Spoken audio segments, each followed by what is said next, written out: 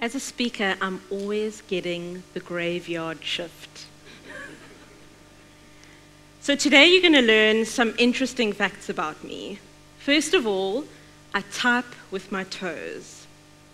Second of all, I text with my tongue.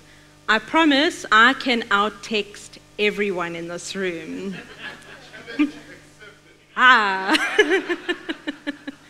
Thirdly, I blame my lack of height on not eating enough broccoli as a child. Something that I am so grateful for is that the statue of the Venus de Milo proved to the world that a woman without arms can be stunningly beautiful. Like most of you, I think she's quite an attention seeker for not wearing a shirt.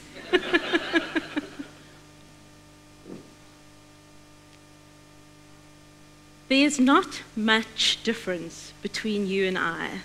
We all have a desire to be happy. I know that my limitations and yours are mostly in our heads, and it's definitely in our hands to change them. In my keynote presentations, I share valuable life lessons of how I adapted and thrived under exceptional circumstances. I believe quite strongly that I only really understood these lessons as I trained as a clinical psychologist.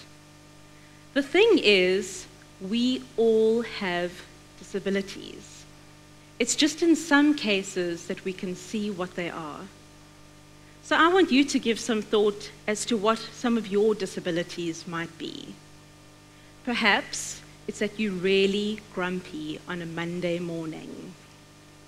Your children have heard interesting language choices when the taxis cut in front of you. Perhaps your disability is actually seen as a strength. Perhaps it's that you're the king or the queen of multitasking. The problem is you find it exceptionally hard to focus on one thing at a time. So when you're in a business meeting, you're thinking about your inbox. When you eventually get home at the end of the day, you're scrolling through Facebook while your child shows you their homework. Perhaps your disability is that you cannot tolerate uncertainty. You tend to worry a lot, and that keeps you up late at night. The thing is, we have to understand what these hidden disabilities are before we can actually overcome them. I believe so strongly that we have to focus on what we can do, not on what we can't do.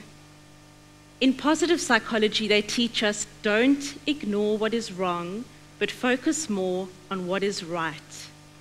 Why is it that there are so many people with such exceptional challenges that have done so exceptionally well in their lives? It's because they have chosen to focus on their strengths, stop comparing themselves to others, and they've raised their self-esteem and their talents. I know that for sure, believing in myself, focusing on what I can do, learning to tolerate uncertainty, and being grateful for what I have has helped me to get to where I am today.